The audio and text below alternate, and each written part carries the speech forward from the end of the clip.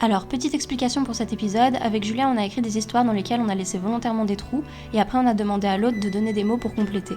Par exemple, si j'ai écrit Jean-Sébastien était en train de faire quelque chose, je demande à Julia de me donner une action, et elle dit par exemple faire un test PCR, et du coup ça donne Jean-Sébastien était en train de faire un test PCR.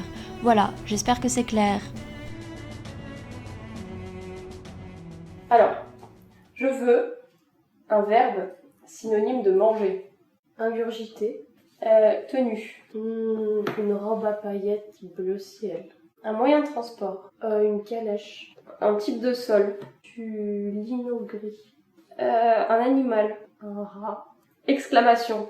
Oh mon Dieu, Gérard. Un bruit. Oh là. Ouais, voilà. Voilà. Un métier. Anesthésiologue. C'est anesthésiste, non? Je sais Ah pas oui. si ça existe, anestésiologue. Non, anesthésiste. Et là, il me faut un nom d'action.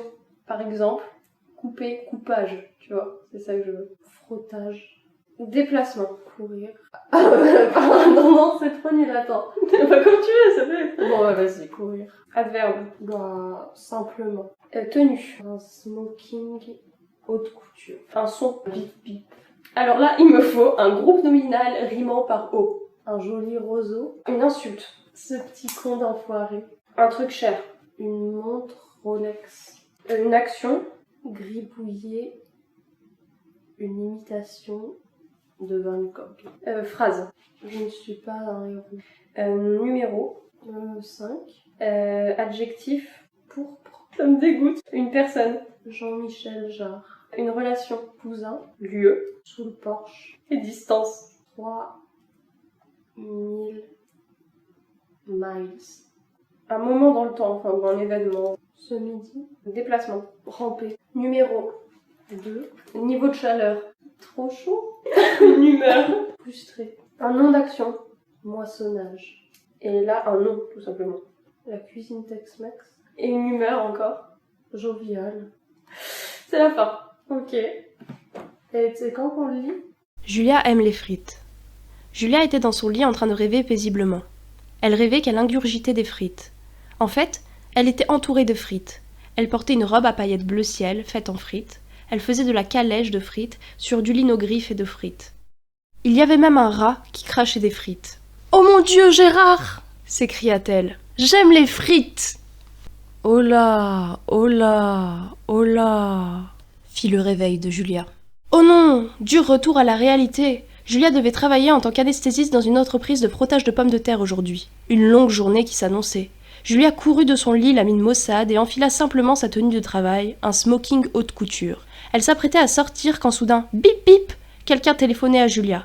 Julia répondit. « Allô, mon joli roseau ?» C'était effectivement le joli roseau, son patron, qui lui annonça brutalement. « T'es viré, petit con d'enfoiré !»« Non !» s'écria Julia. « Comment vais-je faire pour payer ma montre Rolex ?» Pour évacuer sa tristesse, Julia gribouilla une imitation de Van Gogh en criant « Je ne suis pas un héros » très fort 5 fois. « Je ne suis pas un héros ! Je ne suis pas un héros ! Je ne suis pas un héros ! Je ne suis pas un héros ! Je ne suis pas un héros !»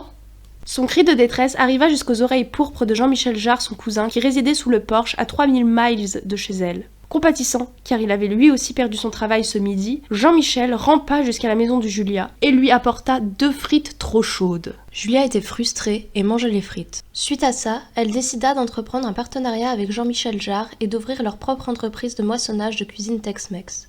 Depuis ce jour, Julia est joviale.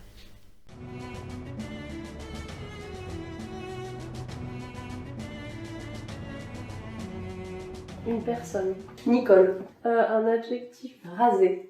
Un chiffre. Après, ça peut être un numéro. 12.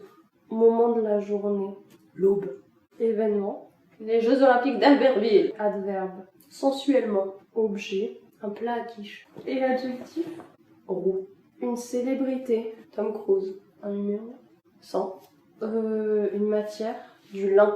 Action. Se pieuter. Adverbe. Bruyamment. Une phrase. Jean-Christophe n'est pas là. Un endroit. Dans le placard. Et là, une phrase encore. J'aimerais tellement te dire ce que veut mon cœur. Partie du corps. La glotte. Animal. Un tigre. Et une personne. François Hollande. Quelque chose. Un cachet de vitamine C. À croquer. Préposition de position. Entre et endroit lié à quelqu'un. Lèvres. Émotion. Rage. Action à faire à 3 un minimum.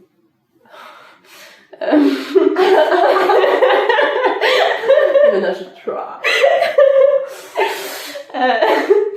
Tu peux dire ça? Non. Un cluedo. C'est nul. Un état du coup. Paresseux. Adjectif physique. Élégant. C'est drôle parce que c'est pas vrai. Non, je rigole. Distance. 2 mètres. Un adverbe. Nonchalamment. Une odeur. Tu peux dire une odeur d'urine? Ouais. Ok. Une action. Faire des confettis avec une perforatrice. D'où ça vient? Avec Qu'est-ce qui se passe dans cette tête? perforatrice. Quelque chose. Une miche de pain. Ouais, ça c'est trop drôle, mais en plus ça c'est trop drôle. Un objet. Un aquarium. Rond. Sentiment, émotion. Béa. Durée. 12 minutes. Un prénom. Mode. Action. Danser le flamenco. Un moment. L'heure du souper. Émotion, sentiment. Je peux dire mi-figue, mi-raisin. Oui, si tu veux. Et une phrase. Il m'entraîne au bout de la nuit. Laura dompte une licorne sauvage. Je vous souhaite à tous, et particulièrement à Nicole, la bienvenue pour la narration de certainement l'une des aventures les plus rasées de Laura. Tout a commencé la 12e aube après les Jeux Olympiques d'Albertville. Laura dormait sensuellement dans son plat à quiche roux, quand tout à coup, Tom Cruise sonna 100 fois à sa porte en lin. Laura se réveilla en se pieutant et lui ouvrit brillamment la porte. « Jean-Christophe n'est pas là, » lui dit Tom Cruise. « Ça te dit de faire un tour dans le placard ?»« J'aimerais tellement te dire ce que veut mon cœur !» répondit-elle et alla mettre ses chaussures. C'est à glotte de tigre qu'ils partirent donc dans le placard. Sur le chemin, ils croisèrent François Hollande avec un cachet de vitamine C à croquer entre ses lèvres. Il avait l'air enragé de les voir. C'est là qu'il invita Laura et Tom Cruise à jouer au Cluedo, et c'est ce qu'ils firent. Cela les mit tous les trois dans un état de paresse. Puis ils continuèrent leur chemin vers le placard accompagnés de l'élégant François Hollande. C'est lorsqu'il leur restait plus que 2 mètres que Laura s'arrêta nonchalamment car elle sentit une odeur d'urine. L'odeur était si forte qu'elle fit des confettis avec une perforatrice et se mit à la recherche d'où provenait l'odeur. C'est là qu'elle découvrit, derrière une miche de pain, une licorne sauvage. « C'est elle qui sent l'urine, » dit Tom Cruise. « Le seul moyen que ça cesse, c'est de la dompter. » Laura sortit un aquarium rond et alla, plus béate que jamais, dompter la licorne sauvage. Après 12 minutes, Laura finit par la dompter et l'apprivoiser. Elle l'appela Maude. Et c'est finalement à dos de la licorne Maude que les 3 compères arrivèrent enfin dans le placard où ils dansèrent le flamenco jusqu'à l'heure du souper. Laura était mi-figue, mi-raisin. « Il m'entraîne au bout de la nuit !» s'écria-t-elle.